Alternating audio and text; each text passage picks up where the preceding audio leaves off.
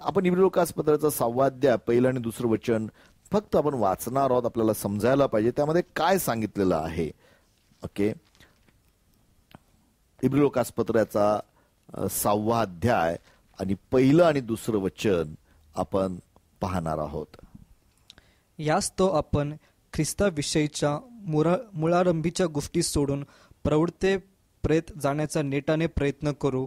निर्जीव कर्माचा पश्चाताप, देवावरचा विश्वास आणि बाप्तिस्म्यांचे हात वर ठेवण्याचे, मृतांच्या पुनरुत्थानाचे व सार्वकालिक न्यायाचे शिक्षण. बस आता आपल्याला या ठिकाणी काय पाहायला मिळतं, यामध्ये 7 वेगवेगळे आपण हे पाहिलेले आहेत शिक्षण. पण आपल्याला या ठिकाणी महत्वाचा मुद्दा इथं पाहायला मिळतो की प्रियानो, पश्चाताप आपण शिकलो. पश्चातापाशिवाय आपण देवाकडे जाऊ शकत नाही. पश्चाताप म्हणजे काय, तुम्हाला ऐकलं तुम्ही. पश्चाताप म्हणजे ज्या वेळेला तुम्ही अंधारामध्ये चालत असता, आता तुम्ही प्रकाशाकडे बघत चालता, तुम्हाला प्रकाश तुमच्या समोर, तसं तुम्ही देवाकडे बघता देव तुमच्या समोर दिसतो, पण तुमची सावली माग असते. तुम्हाला पूर्णपणे टर्न व्हावं लागतं आणि देवाकडे जेव्हा तुम्ही वळता, प्रकाशाकडे वळता, त्यावेळेस तुमची सावली माग पडते.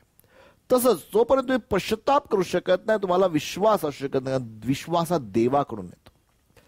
प्रियानो, विश्वास हा देवाचं गुण आहे, देवाचा गुण आहे. त्या गुणाच्या द्वारेच तुम्हाला विश्वास येतो. तुमच्या स्वतःचं गुण नाहीये. तुम्ही स्वतः त्या गुणाने चालू शकत नाही आणि म्हणून विश्वासाने तुम्हाला चालणं खूप गरजेचं आहे. बायबलचं वचन सांगतं, इब्रिलोकास पत्राचा 11वा अध्याय आणि 6वं वचन काय म्हणतं पहा. आणि विश्वासा वाचून त्याला संतोषणे अशक्य आहे, कारण देवाजवळ जाणाऱ्याने असा विश्वास धरला पाहिजे की तो आहे आणि त्याचकडे धाव घेणाऱ्याला तो प्रतिफळ देणारा होतो. फार महत्वाची गोष्ट तर काय सांगितलं, विश्वासा वाचून देवाला संतोषणे अशक्य आहे. देवाला तुम्ही संतोषच शकत नाही विश्वासा वाचून. पण प्रियानो, तुम्हाला माहिती आहे का, मानवामध्ये 5 इंद्रिय आहेत आणि मनुष्य ह्या 5 इंद्रियाने चालतो. हे 5 इंद्रिय मनुष्याला विश्वासाचं इंद्रिय नाहीये. 5 इंद्रिय काय आहेत? बघणे, चव घेणे, ऐकणे, गंध घेणे आणि स्पर्श, हे 5 ज्ञान आहे. जे काही जगामध्ये ह्या 5 इंद्रियावर गोष्टी घडतात, आम्ही 5 इंद्रियावर जीवन जगतो आणि जो 5 इंद्रियावर जीवन जगतो तो विश्वासाने जगू शकत नाही. पण तिथं एक 6वं इंद्रिय जे देवापासूनच येतं, ते आत्मिक इंद्रिय आहे प्रियांनो, जे देव आमच्या जीवनामध्ये देतो. ज्या दिवशी देवाचं वचन तुम्ही स्वीकारता, ते इंद्रिय तुमच्या जीवनामध्ये प्रज्वलित होतं आणि त्या इंद्रियाद्वारे तुम्ही काही गोष्टी पाहू शकता. आता ती वचनं आपण वाचणार नाही, पण तुम्हाला सांगतो, बायबलचं वचन सांगतं मत्त्याच्या शुभवर्तमानामध्ये 5व्या अध्यायाच्या 8वं, जे अंतःकरणाचे शुद्ध ते देवाला पाहतील. जे अंतःकरण शुद्ध. आता अंतःकरण कशाने शुद्ध होतं प्रियांनो? बायबलचं वचन सांगतं, तुम्ही वाचू नका ते वचन, मी तुम्हाला सांगतो. प्रेषितांच्या कृत्याचा 15वा अध्यायाचं 9 वचन सांगतं, त्यांची अंतःकरण त्याने विश्वासाने शुद्ध करून त्यांच्यामध्ये आमच्यामध्ये काहीच फरक ठेवला नाही. म्हणजे अंतःकरण जेव्हा शुद्ध होतं तेव्हा देवाला पाहण्याची क्षमता तुमच्यामध्ये निर्माण होते. आणि अंतःकरण शुद्ध कशाने होतं? विश्वास. आणि विश्वास तुम्हाला कुठून मिळतो? देवाच्या वचनाकडून. विश्वास प्रियांनो आमच्या शरीरातनी, आमच्या विचारांनी निर्माण होत नाही. आम्हाला पाहण्याची, आम्हाला ऐकण्या, कळण्याची जी क्षमता देखील ती विश्वासाने. आपण इब्रिलोकास पत्रामध्येच आहोत नाही का, 11व्या अध्यायामध्ये 3रं वचन आपण पाहूया. इब्रिलोकास पत्र 11वा अध्याय 3रं वचन. विश्वासाने आपल्याला कळते की, पहा काय, विश्वासाने आपल्याला कळते की, म्हणजे तुम्हाला जे काही कळतं, यू नो, तुम्हाला कळणंच प्रक्रिया ही विश्वासानेच होते. बरं, पुढं आपल्याला कळते की देवाच्या शब्दाने विश्वरचना झाली. पहा, देवाच्या शब्दाने विश्वाची रचना झाली. बरं, पुढं अशी की जे दिसते ते दृश्य वस्तूंपासून झाले नाही. जे काही तुम्हाला दिसतो, आज तुम्ही विश्व पाहता, पृथ्वी पाहता, देवाच्या शब्दाने निर्माण झालेली.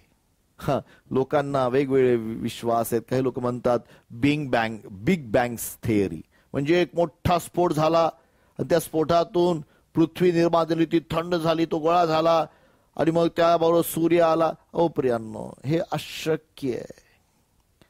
कुठल्याही गोष्टीचा स्फोट करून आपोआप गोष्टी घडत नाही.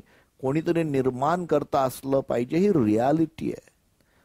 पण ही थिअरी किंवा ह्या गोष्टी शिकवल्या जातात आपल्या शाळेमध्ये देखील.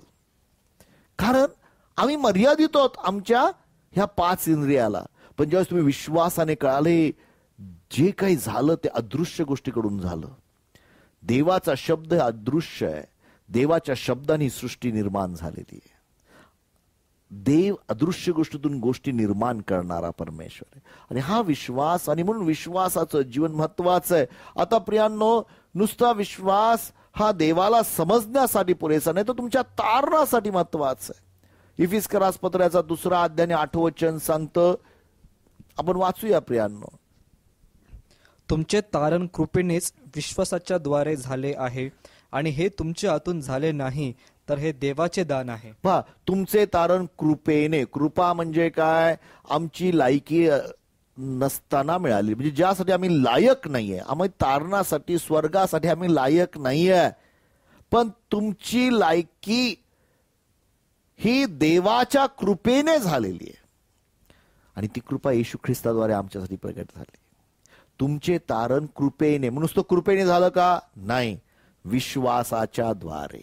म्हणजे ज्या वेळेला तुम्ही देवाच्या वचनावर विश्वास ठेवता, त्यावेळेला तुमचे तारण होते. आणि म्हणून सर्वात महत्वाचं गोष्ट काय असेल प्रियांनो, तर तारणाचा विश्वास. फार महत्वाची गोष्ट प्रियांनो. जर आमच्या जीवनात तारणाचा विश्वास असेल तर आम्ही आमच्या जीवनामध्ये पुढे जाऊ शकतो. तारणाचा विश्वास. आता तारणाचा विश्वास कसा येतो? तो फार महत्वाचा आहे प्रियांनो. कुठल्याही विषय, तुम्ही जगामध्ये कुठली गोष्ट, तुमचं जर तारण, येशू ख्रिस्ताने म्हटलं, सर्व जगाचे तुम्ही मालक झाला आणि आपल्या जीवाचा नाश करून घेतला तर काय फायदा? सर्वात महत्वाची गोष्ट काय असेल तर तारण प्रियांनो. आणि तो तारणाचा विश्वास महत्वाचा आहे. काय विश्वास आहे? आम्हाला ती गोष्ट माहिती आहे की पावलाने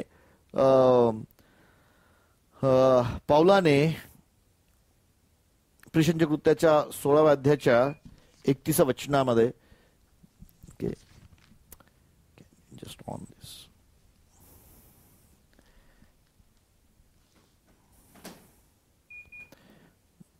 वाचूया आपण. प्रेषितांची कृत्य 16व्या अध्यायाचं 31 वचन. ते म्हणाले, प्रभू येशूवर विश्वास ठेव, म्हणजे तुझे व तुझ्या घराण्याचे तारण होईल. हा, प्रभू येशू ख्रिस्तावर विश्वास ठेव, म्हणजे तुझे व तुझ्या घराण्याचे तारण होईल. काय सांगतं देवाचं वचन? येशू ख्रिस्तावर विश्वास ठेवायला पाहिजे तारणासाठी. ओके. आणि हे गरजेचं आहे. येशू ख्रिस्तावर विश्वास ठेवणं हे गरजेचं आहे प्रियांनो. त्यामुळं आमचे तारण होते असं पवित्र शास्त्राचं वचन सांगतं. आमचं तारण कसं होतं? विश्वासाने. आता मग येशू ख्रिस्तावर काय विश्वास ठेवायचा? कुठला विश्वास ठेवायचा येशू ख्रिस्तावर? पाहू बरं आपण. रोमकरास पत्र 10वा अध्याय आणि 9 आणि 10 वचन काय सांगतं पहा. रोमकरास पत्र 10वा अध्याय 9 आणि 10 वचन. रोम 10, 9 आणि 10 वचन. जर तू आपल्या मुखाने येशू प्रभू आहे असे स्वीकारशील आणि देवाने त्याला मेलेल्यातून उठविले असं आपल्या अंतःकरणात विश्वास धरशील, तर तुला तारण प्राप्ती होईल. नीतिमत्वासाठी काय म्हटलेलं पहा. या ठिकाणी काय म्हटलेलं आहे? 9 वचन. जर तू आपल्या मुखाने कबूल करशील की येशू प्रभू आहे आणि आपल्या अंतःकरणात विश्वास की देवाने त्याला मेलेल्यातून जिवंत केले, तर तुझं तारण होईल. आता या ठिकाणी असं म्हटलं का तुझं तारण करण्यासाठी तुला उपवास करायला पाहिजे, तुझं तारण होण्यासाठी तू चांगले कर्म करायला पाहिजे, असंही म्हटलेलं नाही. तुझं तारण होण्यासाठी तू दान धर्म कर, तुझं तारण होण्यासाठी तू जप कर. काही लोक जप करतात नाही का, काही वेळा येशू येशू येशू येशू येशू असं म्हटलं का? नाही. तारण होण्यासाठी तुम्हाला कसली गरज आहे? तर हा विश्वास की येशू माझ्या पापासाठी मेला, तो पुरला गेला आणि तिसऱ्या दिवशी मरणातून जिवंत झाला. म्हणजे येशू प्रभू आहे आणि देवाने त्याला मेलेल्यातून जिवंत केलं, असा विश्वास ठेवणं. 10वं वचन काय सांगतं पहा त्यातलं.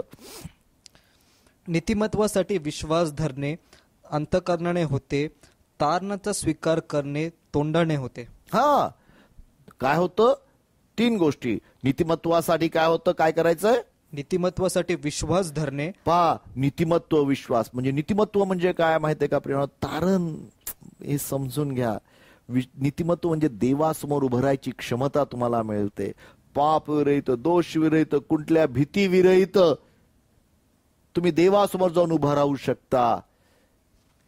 नीतिमत्वासाठी विश्वास महत्वाचा आहे. पुढे जा, अजून काय म्हटलेलं आहे?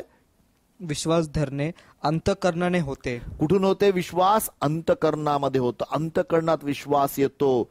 हा मेंदूतला विश्वास नाहीये. बर, तारणाचा स्वीकार करणे तोंडाने होते. आता तारणाचा स्वीकार तुमच्या मुखातून होतो. तुम्ही जेव्हा बोलता येशू माझा प्रभू आहे, पण नुसतं प्रभू प्रभू बोलून होत नाही.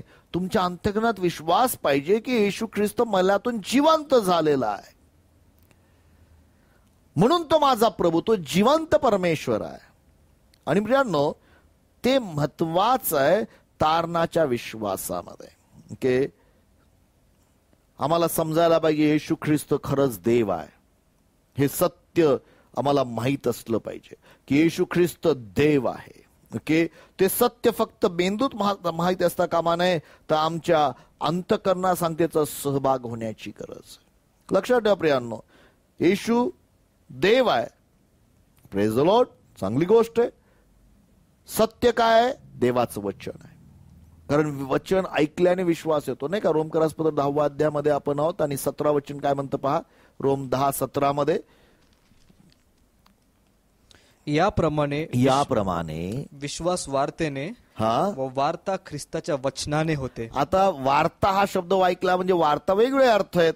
वार्ता म्हणजे बातमी, म्हणजे विश्वास बातमीने येतो का? नाही. ऍक्च्युली तर मुळात त्याचं विश्वास ऐकल्याने येतो. वार्ता ऐकल्याने, बातमी ऐकल्याने. जर एखादी बातमी तुम्ही ऐकली नाही तर तुम्ही त्याच्यावर कार्य करणार नाही. जर मला सांगू द्या, जर तुम्हाला कोणीतरी सांगितलं अरे उद्या खूप मोठा पाऊस येणार आहे, आता तुम्ही बातमी ऐकली पण तुम्ही काय केलं? उद्या निघताना तुम्ही छत्री घेतली नाही किंवा गाडीवर असाल तुम्ही रेनकोट घेतला नाही. तुम्ही काय केलं? बातमी ऐकली पण त्या बातमीवर तुम्ही कार्य केलं नाही, तर तुम्ही काय होणार आहात? भिजणार आहात. लक्षात ठेवा प्रियांनो, बातमी ऐकल्याने विश्वास येत नाही, पण जेव्हा बातमी ऐकून, वार्ता ऐकून जेव्हा ती कार्यात टाकता तेव्हा तो विश्वास येतो. सत्य समजणे तेवढं पुरे नव्हे, सत्यावर कार्य करणे, आणि म्हणून ते अंतःकरणामध्ये असणं खूप गरजेचं आहे. ते सत्य तुमच्या अंतःकरणामध्ये पोचलं, आणि जेव्हा अंतःकरणातल्या गोष्टी असतात प्रियांनो, त्याबरोबर सहमत होणं गरजेचं आहे.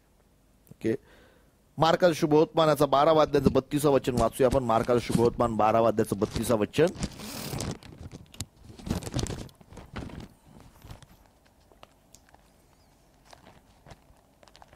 मार्क 12:32.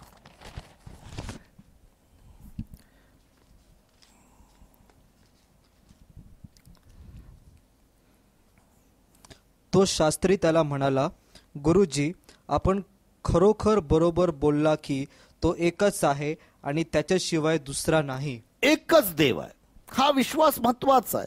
त्याशिवाय दुसरं कोणीच नाहीये, हे शास्त्राचं म्हणणं आहे. त्याचा विश्वास होता, पण तुला माहिती आहे का, त्या शास्त्राला प्रियांनो तारणाचा अनुभव नव्हता. तो देवावर विश्वास, एकच देव आहे. तोच नाही, त्या काळातले सर्व यहुदी लोक विश्वास ठेवते एकच देव आहे. अहो, तेवढंच कशाला, सैतान देखील विश्वास ठेवतो की बायबलचं वचन की सैतानाला हे माहिती आहे की एकच देतो, ऐकून तो थरथर कापतो. पण त्याचं तारण होतं का? कारण तो विश्वास कार्यात टाकत नाही. मग विश्वास कार्यात टाकण्यासाठी काय करावं लागतं? बायबलचं वचन तर योहाना शुभवर्तमान 1 अध्यायाचं 12 वचन की जो कोणी त्याच्या नावावर, म्हणजे त्याचा स्वीकार करतो आणि त्या नावावर विश्वास होतो, त्याला देवाची लेकर होण्याचा अधिकार प्राप्त होतो. काय म्हटलं पहा, पहिला अध्यायाचं 12 वचन.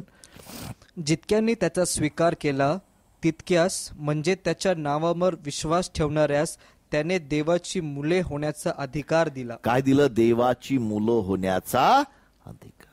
त्याच्या नावावर विश्वास ठेवलास तितक्यास, जितक्यांचा स्वीकार केला. त्या पुरुषाने किंवा त्या शास्त्रांनी येशूचा स्वीकार केला नाही. 11 वचन पहा, 11 मध्ये काय सांगितलेलं आहे? तो स्वतः स्वकीयांकडे आला. तो स्वकीयांकडे आला तरी त्याच्या स्वकीयांनी त्याचा स्वीकार केला नाही. स्वीकार केला नाही. त्यांना माहित होतं एकच देव आहे. त्यांना हे माहित होतं. येशू त्यांच्याकडे आला पण त्याचा स्वीकार केला.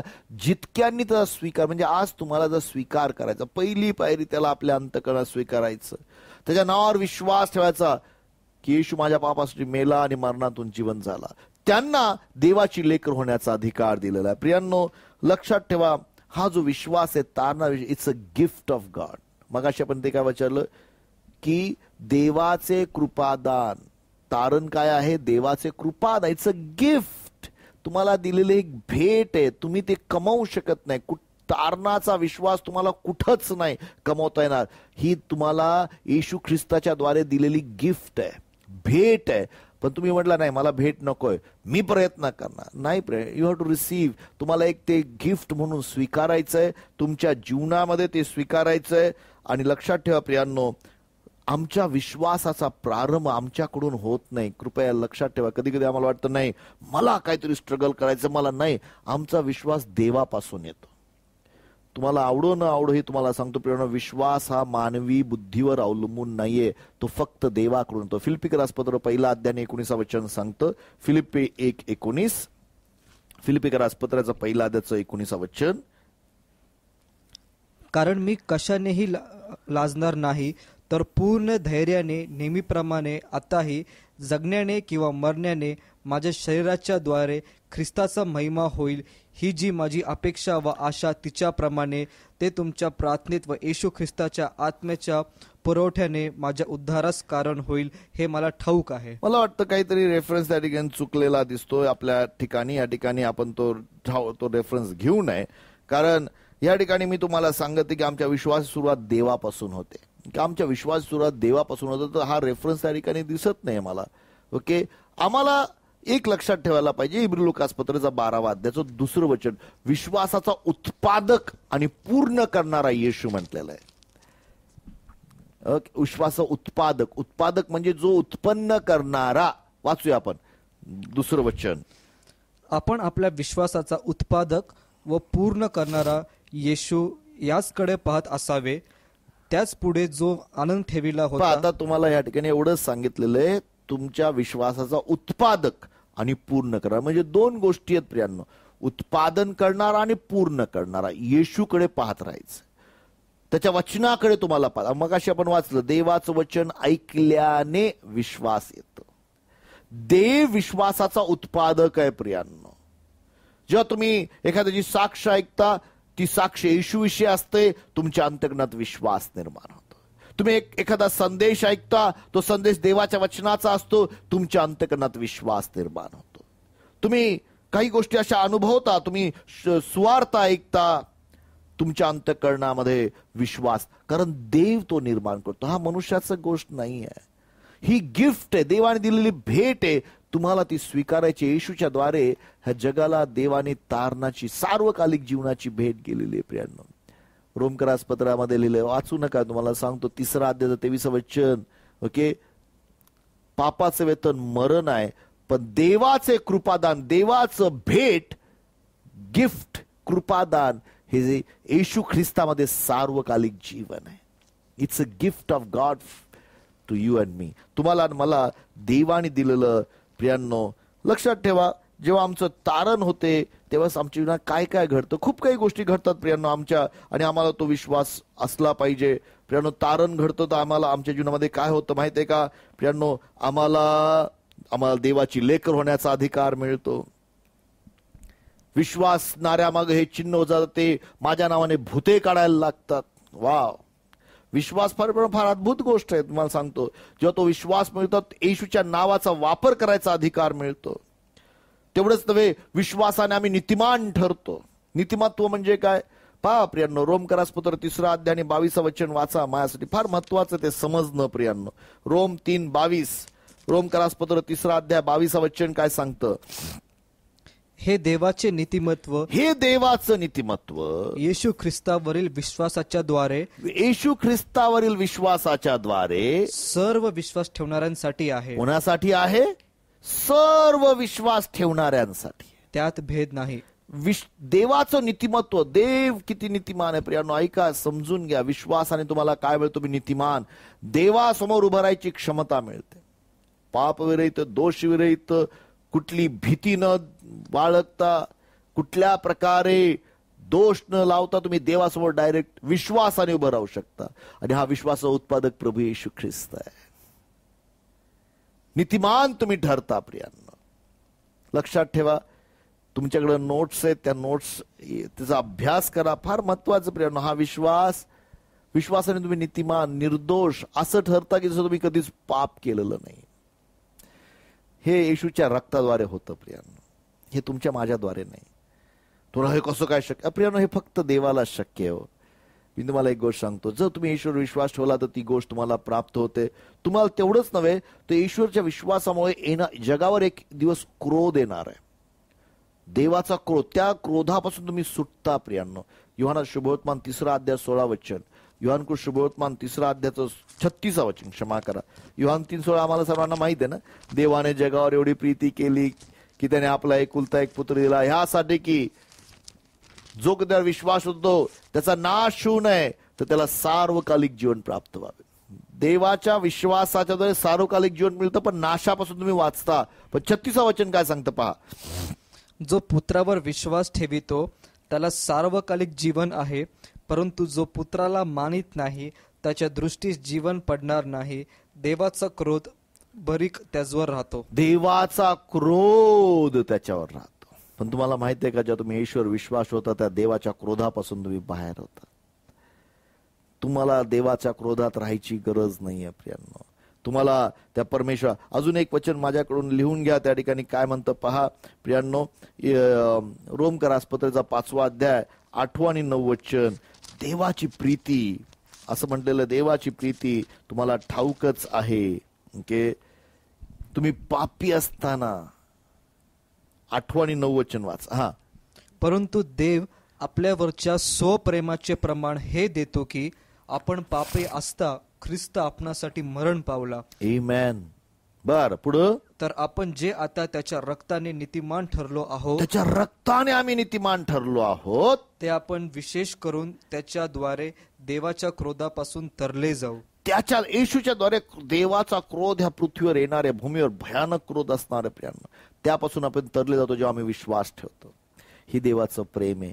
हे तुमचं माझं. देवाच्या क्रोधापासून तुम्ही वाचता. तेवढंच नाही प्रियांनो, तुमच्या माझ्या पापांची क्षमा प्राप्त होते. लक्षात ठेवा, विश्वासाने आमच्या अपराधांची आम्हाला क्षमा प्राप्त होते. बायबलचं वचन आम्हाला स्पष्ट सांगतं. प्रेषणांची कृत्य 10 अध्यायाचं 43 वचन वाचूया आपण. प्रेषणांची कृत्याचा 10 अध्याय आणि 43 वचन. प्रेषित 10:43. प्रेषित 10:43. त्याच विषयी सर्व संदेष्टे साक्ष देतात की त्याचवर विश्वास ठेवणाऱ्या प्रत्येकाला त्याच्या नामाने पापांपासून मुक्ती मिळेल. काय होतं? संदेष्टे सांगतात त्याचवर विश्वास ठेवणाऱ्या प्रत्येक व्यक्तीला पापापासून मुक्ती मिळेल. म्हणजे पापापासून सुटका प्रभू येशूच्या वर विश्वास ठेवणाऱ्याने मिळतात. प्रियांनो, मुक्ती म्हणजे तुम्ही पूर्वी केलेल्या पापांची, आज केलेल्या पापांची, उद्या तुमच्या हातून घडणाऱ्या पापांच्या मुक्त तुम्ही जीवन जगणार आहात. पाप विरहित जीवन तुम्ही जगणार आहात. पण कोणाद्वारे? त्याच्याद्वारे. तुमच्या स्वतःच्या शक्तीने तुम्हाला त्याच्याबरोबरचे संबंध अगदी जवळचे केले पाहिजे. ते प्रभू येशू ख्रिस्ताबरोबरच्या संबंधामध्ये तुम्ही वाढलं पाहिजे. प्रियांनो, फार महत्वाची गोष्ट आहे. तुम्ही देवाच्या कुटुंबात दत्तक घेतले जाता. मगाशी तुम्हाला मी सांगितलं योहान 1:12 मध्ये, जितक्यांचा स्वीकार केला तितक्याच म्हणजे त्याच्या नावावर विश्वास ठेवण्यात त्यांनी देवाची लेकर होण्याचा अधिकार दिला. पण आपण गलतीकरासपत्र याचा 3 अध्याय आणि 26 वचन वाचणार आहोत. गलती 3:26. गलतीकरासपत्र याचा 3 अध्याय आणि 26 वचन.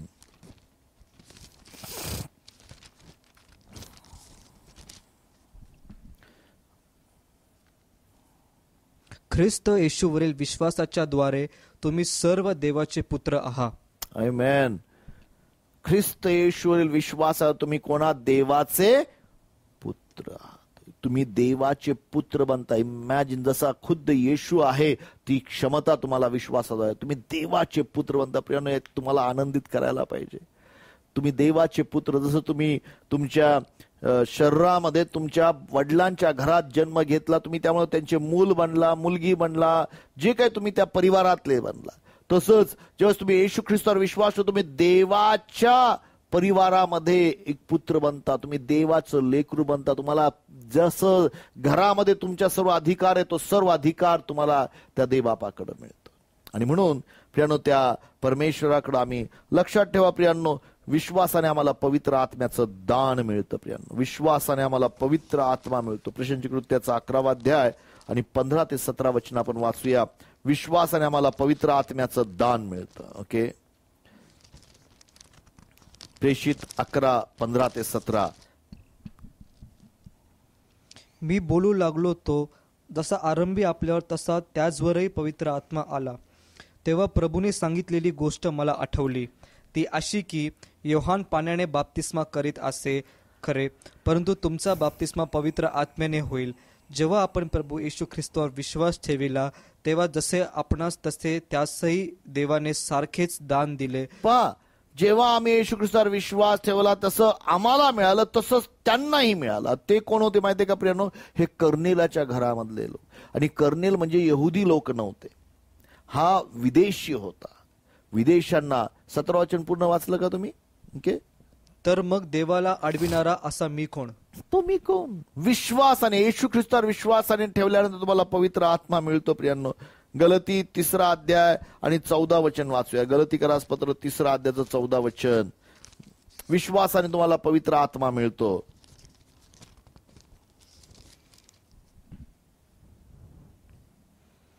ह्यात उद्देश हा की अब्रामाला दिलेला आशीर्वाद ख्रिस्त येशूमध्ये विदेशी लोकांना मिळावा, म्हणजे आपणाला विश्वासाच्या द्वारे आत्म्याचे वचन मिळावे. विश्वासाच्या द्वारे आत्म्याचे वचन मिळावे. कोशाद्वारे? विश्वासाचे. पवित्र आत्मा विश्वास. प्रियांनो, मगाशी तुम्हाला सांगितलं विश्वासाने आम्हाला सार्वकालिक जीवन देखील मिळतं. पवित्र आत्मा मिळतो. पवित्र आत्म्याचं दान आम्हाला मिळतं. पवित्र आत्म्याचा शिक्का आमच्यावर मारला जातो. माझ्या भावांनो, बहिणींनो, मी तुम्हाला सांगतो विश्वास. आता विश्वास म्हणजे काय?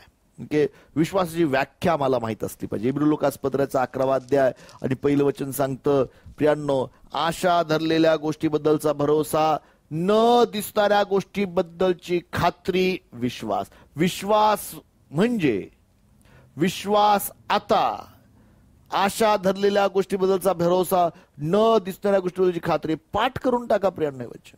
आशा धरलेल्या गोष्टीबद्दलचा भरोसा म्हणजे आशेतून विश्वास निर्माण होतो.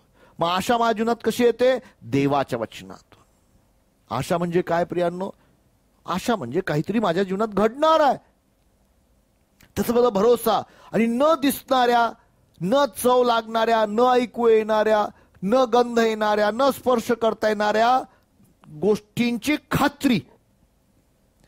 ती गोष्ट मला मिळालीच आहे. विश्वास काय? आशा धरलेल्या गोष्टीबद्दलचा भरोसा, न दिसणाऱ्या गोष्टीबद्दलची खात्री.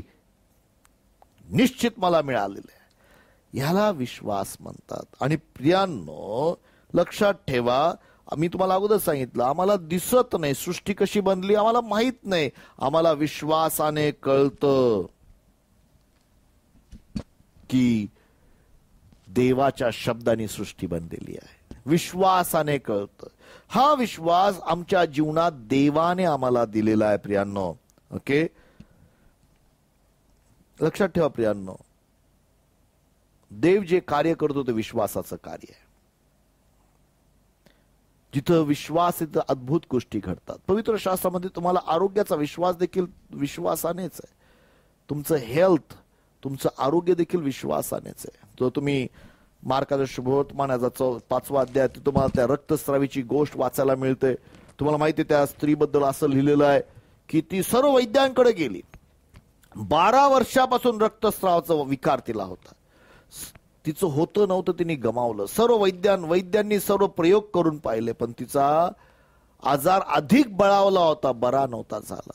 पण तिने निर्णय केला की मी जाऊन येशूच्या वस्त्राच्या गोंड्याला जर शिवले तर मी बरी होईन. आणि म्हणून बायबलचं वचन सांगते त्या गर्दीमध्ये ती विश्वासाने घुसली.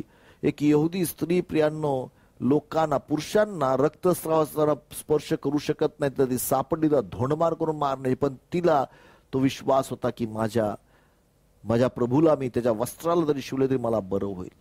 आणि 34 वचन काय सांगतं पहा त्या ठिकाणी. 34 वचन मार्काचा शुभवर्तमान याचा 5वा अध्याय, मार्क 5 आणि 34 वचन. मार्क 5 आणि 34 वचन. त्याने तिला म्हटले, मुली, तुझ्या विश्वासाने तुला बरे केले आहे. सुखरूप जा आणि आपल्या पिढेपासून मुक्त ऐस. काय म्हटलं? मुली, तुझ्या कोणी बरं केलंय? तुम्हाला स्पर्श केला म्हणून बरं केलं?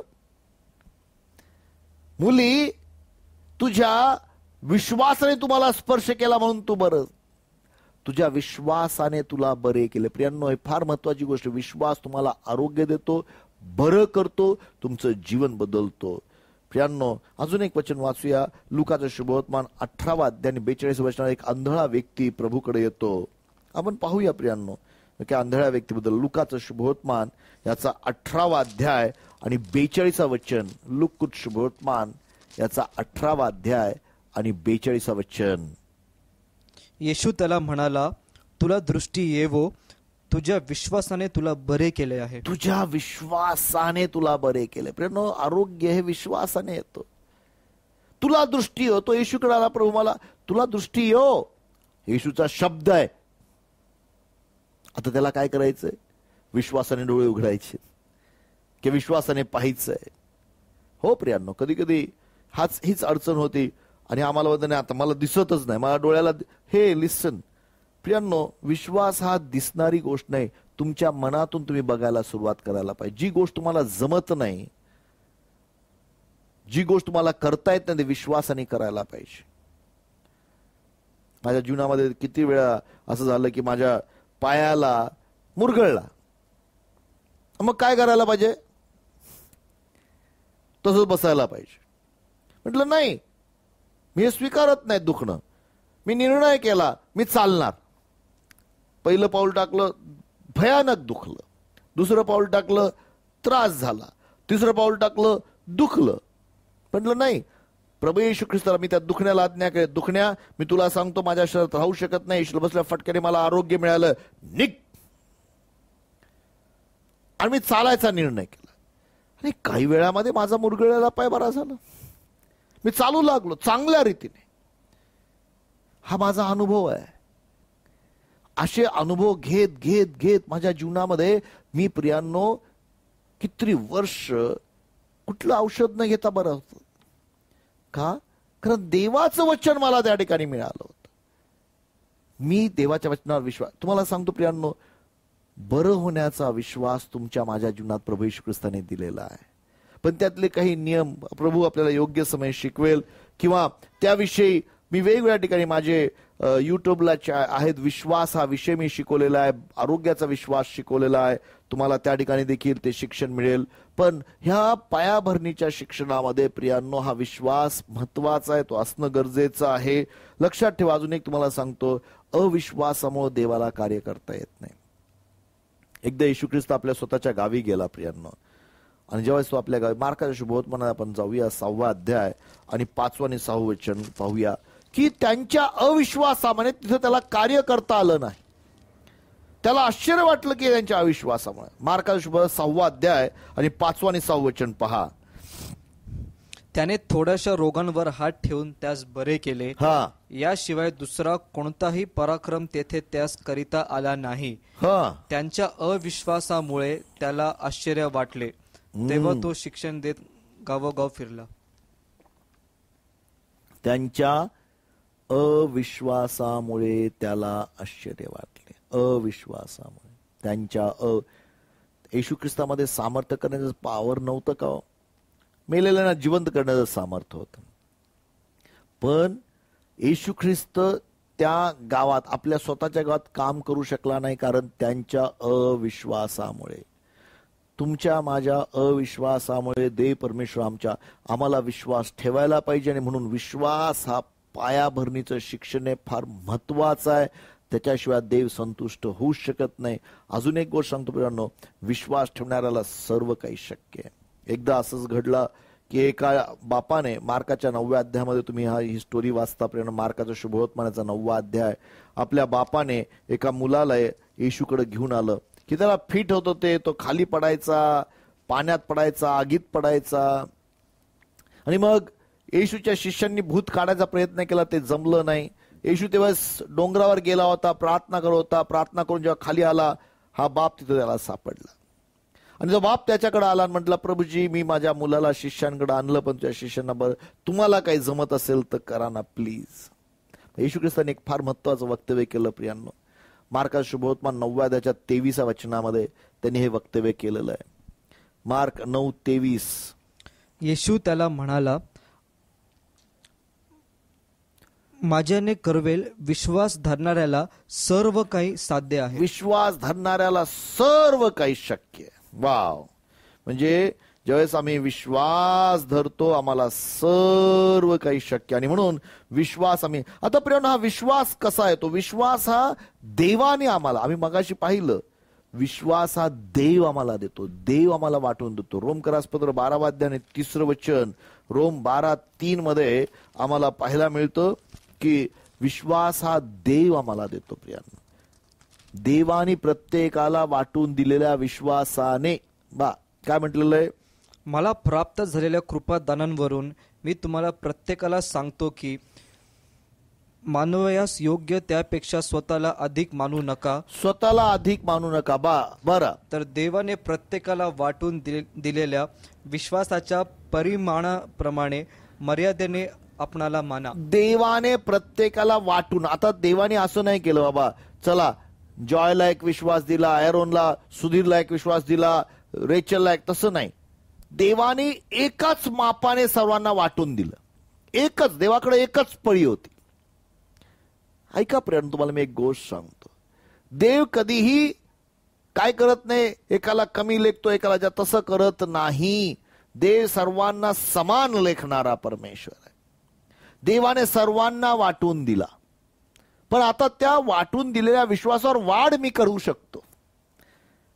मी एक तर तो विश्वास कामात न टाकता तसाच बसून राहू शकतो, किंवा मी कार्यात टाकला तर तो प्रभावी काम होतो. लक्षात ठेवा, जर मी तो विश्वास कार्यात टाकला तो माझ्यासाठी तो काम करतो. पण समजा मी कामच केलं नाही, मला विश्वास आहे, आणि असे कितीतरी ख्रिस्ती लोक आहेत ज्यांना विश्वास आहे पण ते काम करत नाहीत. आज मी तुम्हाला सांगू इच्छितो प्रियांनो, आम्हाला सर्वांना माहिती आहे की केवढा मोठा विश्वास लागतो आम्हाला. बायबलचं वचन म्हणतं की मोहरीच्या दाण्या एवढा, ओके, असं म्हटलेलं लुकाचं शुभवर्तमानात. आपण वाचू नका ते वचन, ओके, कारण फार वेळ होईल आपल्याला. 17व्या अध्यायाचं 6वं वचन म्हटलेलं आहे, मोहरीच्या दाण्या एवढा विश्वास असेल तर ह्या डोंगराला उपटून समुद्रात टाकला जा, असं म्हणशील तर तुझ्या शब्दाप्रमाणे घडून येईल. मोहरीच्या दाण्या एवढा विश्वास. कधी आम्हाला वाटतं की डोंगरा एवढा मोठा विश्वास पाहिजे मोहरीचा हलवायला, नाही, छोटा विश्वास. आणि तो विश्वास देवाने तुम्हाला मला दिलेला आहे प्रियांनो. आता विश्वास कसा कार्य करतो, कसा वाढतो, विश्वास कार्य कसा करायला पाहिजे ते आम्ही शिकलं पाहिजे. विश्वास कार्यरत कसा होतो प्रियांनो, फार महत्वाचं आहे. मोहरीच्या दाण्यावरच विश्वास पाहिजे. मग विश्वास कसा कार्य करतो? आता प्रभू येशू ख्रिस्ताने सांगितलं की पहा, जो माझ्यावर विश्वास होतं तारण होतं, विश्वास धरण्याबरोबर हे चिन्ह जातील, ते माझ्या नावाने भूते काढतील, नव्या नव्या भाषा बोलतील, सर्प उचलतील, कुठलाही प्राणघातक पदार्थ पहिल्यांदा बांधणारच नाही, ते दुखण्यावर हात ठेवतील आणि ते बरे होतील. मग शिष्य, हे जे वचन तुम्हाला मी सांगते मार्काच्या 16व्या अध्यायामध्ये लिहिलेलं आहे, ओके. मग शिष्य तिथून निघाले आणि प्रभू त्यांच्याबरोबर काम करत असताना चिन्ह घडत गेले. म्हणजे त्यांनी येशूवर विश्वास ठेवला, त्यांनी जाऊन रोग्यांवर हात ठेवले आणि रोगी बरी झाले. ते अन्य भाषेत बोलू लागले, देवा सांगती बोलायला लागले. लक्षात ठेवा प्रियांनो, ते भूत काढायला लागले, वेगवेगळे चिन्ह चमत्कार त्यांच्यात, ते विश्वासाने गोष्टी कार्य करू लागल्या, नंतर कार्य करू लागले. आता प्रॉब्लेम काय? विश्वास वाढवण्यासाठी विश्वास कार्यात टाकला पाहिजे. ते गरजेचं आहे प्रियांनो. आम्ही विश्वासामध्ये वाढू शकतो प्रियांनो, पण लक्षात ठेवा विश्वास वाढत नाही, विश्वास तोच आहे. आम्ही वाढतो, आमचे विचार वाढतात, आमच्या जीवामध्ये वाढ होते. आणि विश्वास कसा येतो? कसा येतो विश्वास? बायबलचं वचन सांगतं, मगाशी आपण ऐकलं काय? विश्वास हा वचन ऐकल्याने येतो. विश्वास हा वचन ऐकल्याने येतो. मगाशी सांगितलं ना, रोमकरासपत्र 10 अध्यायाचं 17 वचन. कसा येतो विश्वास? विश्वास हा वचन आहे. आपण अजून एक रोमकरास 1:17 मध्ये मला वाटतं ते वाचूया आपण. रोमकरासपत्र 1:17 काय सांगतं पहा. रोमकरासपत्र 1:17, रोम 1:17 काय म्हटलेलं आहे? कारण तिच्या देवाचे न्यायत्व विश्वासासाठी प्रकट होते. नीतिमान विश्वासाने वाचेल असा शास्त्रलेख आहे. सुवार्तेमध्ये काय लिहिलेलं आहे? विश्वासाच्या द्वारे नीतिमत्व प्राप्त होते असं सुवार्तेमध्ये लिहिलेलं आहे. पण आम्हाला विश्वासापासून विश्वासात वाढत जायला पाहिजे आणि वचन ऐकलं पाहिजे. तर तुम्हाला माहीतच नाही वचन, तर तुम्ही त्यात विश्वास वाढेल कसा? एकदा पॉल इफिसकरासच्या मंडळीमध्ये गेला होता. तिथल्या लोकांना त्यांना प्रश्न विचारला की जेव्हा तुम्ही विश्वास ठेवला तुम्हाला पवित्र आत्मा मिळाला का? ते म्हटले आम्हाला माहीतच नाही पवित्र आत्मा आहे की काय. मग पौलाने त्यांना पवित्र आत्म्याबद्दल सांगितलं. त्यांना पिता पुत्र पवित्र आत्म्याच्या नावात बाप्तिस्मा दिला आणि मग त्यांनी त्याच्यावर हात ठेवला आणि ते पवित्र आत्म्याने भरले. हे विश्वासणारे होते, येशूचे शिष्य होते, पण त्यांना माहीतच नव्हतं. तसंच आहे प्रियानो, जेव्हा देवाचं वचन तुम्हाला समजतं त्यावेळेस तुम्ही वचन ऐकल्याने विश्वास येतो, हे कधीच विसरू नका.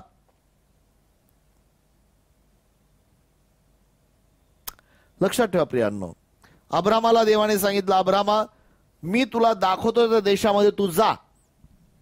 आता जो देश आहे अब्रामाने ऐकलं, पण अब्रामाने चालत चालत त्या ठिकाणी तो निघाला, विश्वासाने निघाला.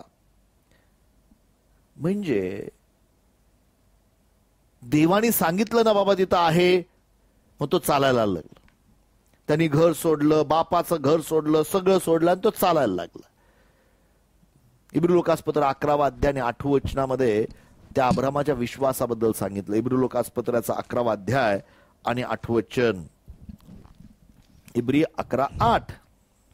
अब्रामाला पाचारण झाल्यावर जे ठिकाण त्याला वतन असे मिळणार होते त्यात निघून जाण्यास तो विश्वासाने मान्य झाला आणि आपण कोठे जातो हे ठाऊक नसतानाही तो निघून गेला. आपल्याला ठाऊक नव्हतं पण तो विश्वासाने निघून गेला. त्याला माहित नव्हतं कुठं चाललं. लक्षात ठेवा प्रियांनो, तुमच्या जीवनात काय घडणार तुम्हाला माहित नाही, पण देव बोलला की मी तुम्हाला माणसे धरणार बनणार आहे, मी तुम्हाला निरोगी करणार आहे, मी तुम्हाला विश्वासाने त्याच्याबरोबर चालायचं निघायचं. त्याला ठाऊक नव्हतं. देव म्हटला तुला मूल होणार आहे. वयाच्या 75व्या वर्षी त्याला अपेक्षा होती आता चला मूल होईल, पण 99 वर्षापर्यंत तो जखड म्हातारा झाला, त्याला मूल झालं नाही. पण अब्रामाबद्दल म्हटलेलं तो विश्वासाचा व्यक्ती होता प्रियांनो. आम्हाला अब्रामाची स्टोरी, विश्वासाची स्टोरी प्रियांनो रोमकरासच्या पत्रामध्ये 4 अध्याय 17 ते 20 वचनात सांगितलेलं आहे. देवाने त्याला असं लिहिलं, देव त्याला म्हणाला मी राष्ट्रांचा तुला काय करेन, पिता बनवेल. आणि एकही बाळ नाही ना, तो वयाच्या 99 वर्षांचा होता. असं लिहिलेलं आहे की त्याने आपल्या शरीराला, जो 99 वर्षाचा आपलं मृत झालेलं शरीर लक्षात घेतलं आणि साराचं वय 90 होतं, म्हातारी होती, तिला स्त्रीच्या प्रमाणे पाळी येण्याचं बंद झालं होतं. पाळी जर येत नाही तर मूल होत नाही. तिचा गर्भ सुकून गेला होता, हे देखील लक्षात आणलं. पण त्यांनी देवाच्या वचनाकडे पाहिलं. असं लिहिलेलं आहे, त्यांनी देवाच्या वचनाकडे पाहिलं आणि देवाचे गौरव. देवा तुझं वचन सांगतं ना. ऐका प्रियांनो, आज तुमची परिस्थिती काय मला माहित नाही, पण देवाच्या वचनाकडे पाहणं गरजेचं. विश्वास तिथून सुरू होतो आणि देवाचे गौरव केलं आणि त्याला पक्की देव जे बोलला ते करण्यासाठी पूर्ण खात्री आहे, देवाचं वचन पूर्ण करणार आहे. आणि मग त्याच्या जीवनामध्ये इसाहाकाचा जन्म झाला वयाच्या 100व्या वर्षी, जेव्हा सारा 90 वर्ष. प्रियांनो, विश्वास येतो. विश्वास, मी मगाशी तुम्हाला सांगितलं, विश्वास ऐकल्याने येतो. महत्वाची गोष्ट आहे. आम्हाला पाहायला मिळतं की त्या रक्तस्रावी स्त्रीने ऐकले, येशूविषयी गोष्टी ऐकल्या असं लिहिलंय. तुम्ही प्रियांनो नंतर वाचा, मार्काच्या 5व्या अध्यायाच्या 27 वचन असं लिहिलेलं आहे की त्या स्त्रीने येशूविषयीच्या गोष्टी ऐकल्या. मार्कआउट करा, लिहून घ्या प्रियांनो, हे वाचा तर तुम्हाला समजेल. तिने येशूविषयी गोष्टी ऐकल्या आणि मग ती गर्दीमध्ये शिरली. ऐकणं विश्वास. एकदा पेत्र आणि योहान प्रार्थनेला चालले होते आणि जाता जाता तिथे एक लंगडा बसला होता आणि मग तो म्हटला, पेत्र त्याला म्हणाला, अम्माकडे पहा, आमच्याकडे सोनं रुपा नाही, जे आहे तोला देतो. त्यांनी ऐकलं. एक पेत्रांचा हात धरला, येशूनं उठ, आणि तो पांगळा व्यक्ती उठून उडी मारली. पण ऐकल्याने विश्वास येतो. त्यांनी पेत्राकडे पाहिलं. आज मी तुम्हाला सांगतो प्रियांनो, आम्ही देवाची वाणी ऐकली पाहिजे. आणि देव आम्हा सांगती बोलू इच्छितो. देवाचं वचन आम्हा सांगती बोलू इच्छितो. आपण इब्री लोकासपत्र 11वा अध्याय आणि पहिलं आणि दुसरं वचन वाचूया. इब्री लोकासपत्राचा 11वा अध्याय, पहिलं आणि दुसरं वचन. विश्वास हा अपेक्षित गोष्टींविषयींचा भरोसा आणि न दिसणाऱ्या गोष्टींबद्दलची खात्री असा आहे. याविषयी वडील नावाजलेले होते. याविषयी वडील नावाजलेले. प्रियांनो, तुम्हाला मी एवढंच सांगतो, पुढे वाचत जा ना, पुढे वाचत जा. विश्वासाने आपल्याला कळते की देवाच्या शब्दाने विश्वरचना झाली, अशी की जे दिसते ते दृश्य वस्तूंपासून झाले नाही. हबेलाने कैनापेक्षा. ठीक आहे. ऍक्च्युली अजून एक महत्वाची गोष्ट आहे प्रियांनो, मला क्षमा करा, हे रेफरन्स चुकला. 11वा अध्याय नाही, पहिला अध्याय असलं पाहिजे की देव मानवासाठी वेगवेगळ्या रीतीने बोलतो आणि शेवटच्या काळामध्ये त्यांनी येशू ख्रिस्ताद्वारे आम्हा सांगती बोललाय. देवाच्या वचनातून तो बोलतो. पहिला अध्याय, पहिलं आणि दुसरं वचन आपण वाचूया त्या ठिकाणी. ओके. देव प्राचीन काळी अंशांनी व प्रकारांनी आपल्या पूर्वजांशी संदेश त्यांच्याद्वारे बोलला. पहा, तो संदेशाद्वारे बोलला. त्याने संदेशाद्वारे बोललेला आहे, तो बोलतो. वाचा पुढे अजून वचन. तो या काळाच्या शेवटी आपल्याशी पुत्राच्या द्वारे बोलला आहे. त्याने त्याला सर्वांचा वारीस करून ठेविले आणि त्याच्याद्वारे त्याने विश्व उत्पन्न केले. प्रियांनो, जर तुम्ही संदेशाचं वचन, प्रभू येशू ख्रिस्ताचं वचन, नवा करार हे वाचाल, हे ऐकाल, तर तुमच्या अंतर्गत विश्वास होतो वाचल्याने. म्हणून रोज पवित्र शास्त्र वाचणं महत्वाचं आहे. तुम्हाला सांगतो प्रियांनो, अजून एक महत्वाची गोष्ट आहे, विश्वास हा बोलला गेला पाहिजे. माझा वेळ संपलेला आहे, पण मी अजून थोड्या 2-3 गोष्टी सांगतो. विश्वास हा बोलण्यात टाकला. तुम्हाला मी नोट्स देतो प्रियांनो, त्या नोट्सचा अभ्यास करा. विश्वासाने तुम्हाला बोलायला पाहिजे. मार्काचं शुभवर्तमान 11वा अध्याय आणि 22 ते 23 वचनामध्ये येशू ख्रिस्ताने, त्या ठिकाणी ती स्टोरी अशी की चालता जाता येशू ख्रिस्ताने एक अंजिराच्या झाडाला म्हटलं, इथून पुढे तुला फळ येऊ नये, कारण त्या झाडाला फळ नव्हतं, फक्त पानं होते. आणि मग जेव्हा पेत्राने हे पाहिलं, पेत्र म्हटलं, प्रभू हे वाळून गेलं. तर पेत्र त्यांना म्हणाला, देवावर विश्वास. 22 आणि 23 वचन काय सांगतं पहा. येशूने त्यास उत्तर दिले, देवावर विश्वास ठेवा. देवावर विश्वास ठेवा. मी तुम्हास खचित सांगतो, जो कोणी या डोंगराला तू उपटून समुद्रात टाकीला जा असे म्हणेल. बोलणं, विश्वास हा बोलण्याने कार्य करतो. वाचा पुढं. आणि आपल्या अंतःकरणात संशय न धरिता आपण म्हणतो ते घडेल असा विश्वास धरील. आपण म्हणतो ते घडेल असा विश्वास, बोलण्याने विश्वास कार्यात होतो. असा विश्वास धरील, त्याचे ते घडून येईल. त्याच्या बोलण्याप्रमाणे ते घडून येईल. म्हणजे विश्वास हा काय, माझ्या अंतःकरणात विश्वास येतो, पुरेसा का नाही. विश्वास बोलला केला पाहिजे, जिभेमध्ये कार्यरत असलं पाहिजे.